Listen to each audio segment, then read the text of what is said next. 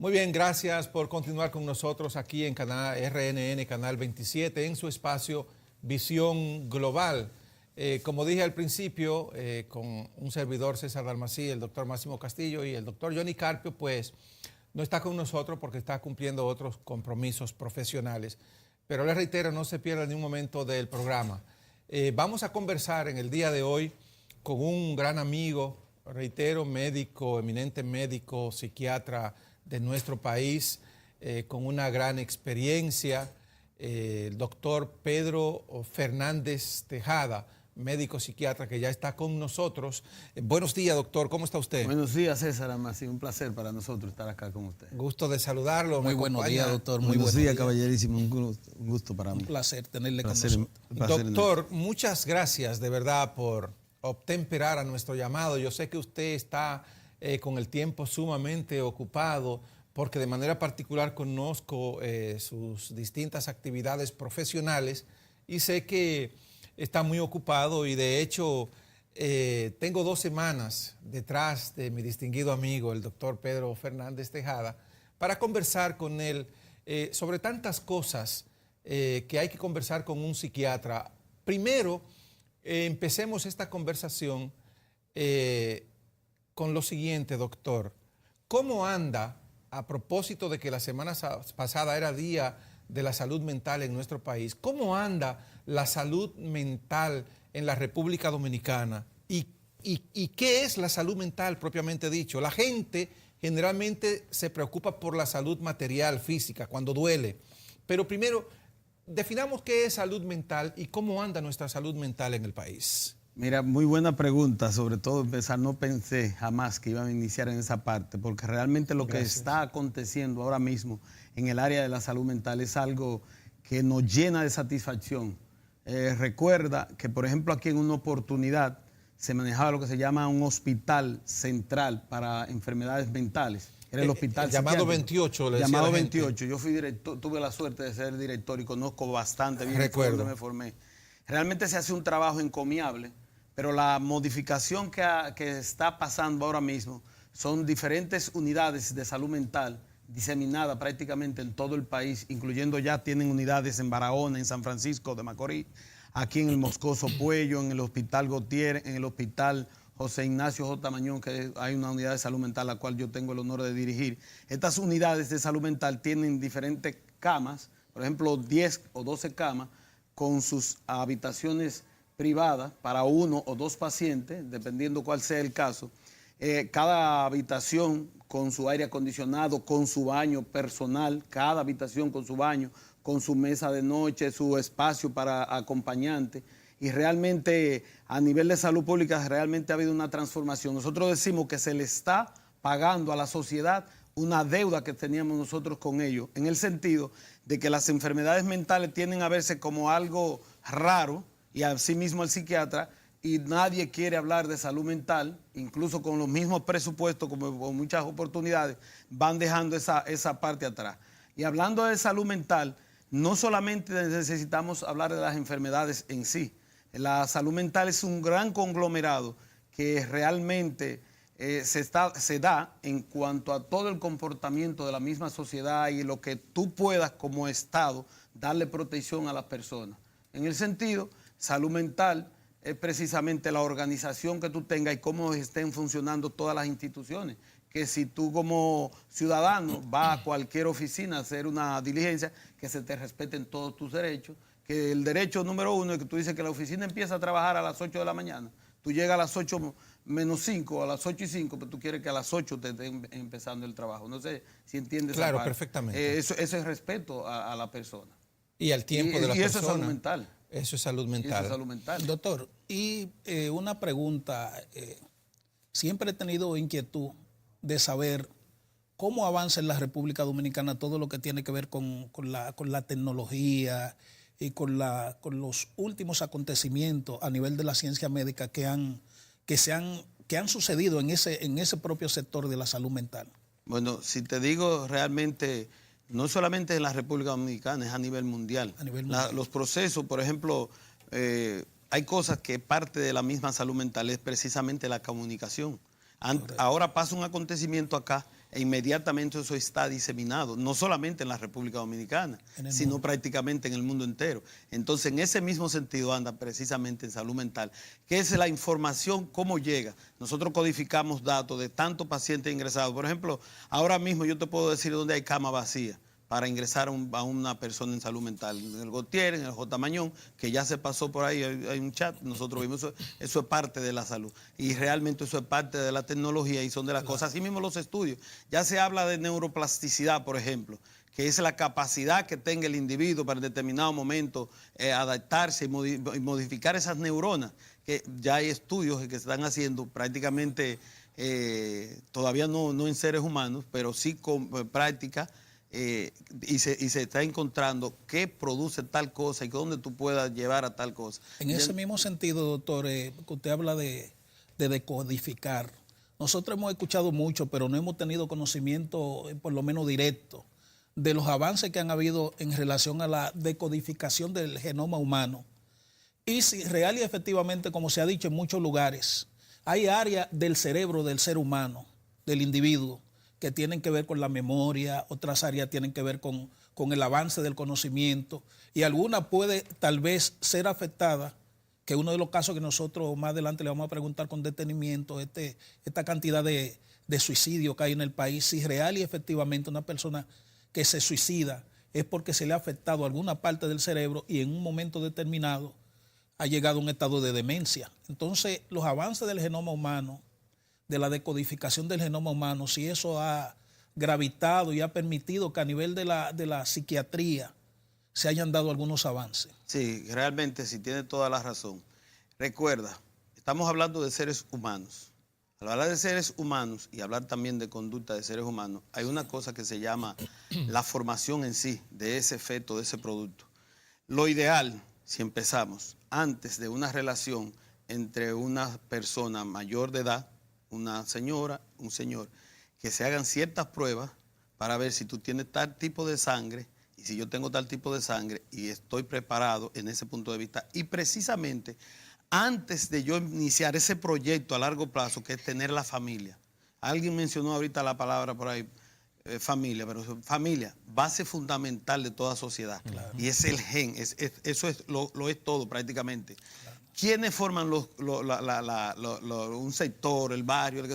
Precisamente la familia. ¿Quién está integrado por la familia? Mamá, papá. Entonces, así mismo como usted haya tenido su formación en biológica, que yo no le he exigido, yo no le he tomado. Claro. Pero si no hay, por ejemplo, una familiaridad entre genes del señor y la señora que decidieron tener ese hijo, lo más probable es que las cosas vengan bien. Si hay un problema desde ya de salud, puede ser orgánico o metabólico, y se juntan esos dos genes, pues ahí viene. Para que una enfermedad mental se produzca se necesitan 3 factores: biológico, psicológico y social. Cuando me refiero a lo biológico es precisamente lo que tú traes desde el mismo momento de tu nacimiento. Esos genes, como tú dices, la decodificación, tú traes tus genes propios, característicos que te lo están dando tus antecesores. Tú no puedes decidir ante eso. Ahora, aparte de esos genes que tú tengas, la formación desde 20 años antes de nacer, como decía el sabio Salomón cuando le preguntaron que cuando se iniciaba la educación de un hijo, él dijo 20 años antes de nacer, refiriéndose a que la educación misma se inicia con los padres. Si tú vienes de unos padres educados que te están forjando en una sociedad, en esa familia que está bien integrada, lo más probable que aunque tú tengas tus genes un poquito complicados, el desarrollo tuyo al discurrirle toda la vida sea un desarrollo ejemplar y sea un desarrollo con respeto hacia ti mismo. Porque tú no te respetas a tú mismo primeramente no vas a respetar a los demás. ¿Cómo tú te respetas? ¿Cómo tú como padre puedes exigirle a un hijo que no haga tal o cual cosa si tú estás predicando con el ejemplo? Llega a tal hora, no cumple con tus compromisos económicos y con tus compromisos de horario. No solamente es compromiso económico, son todos compromisos. Claro. Entonces, si tú no cumples, ¿cómo tú puedes exigirle a esa otra persona? Y en ese aspecto que usted habla, doctora, hasta tal vez el medio ambiente puede influir en el comportamiento posterior de un ser humano. Te estaba explicando y precisamente esa es una de las partes, ahí ya viene la parte de la sociedad y el medioambiental.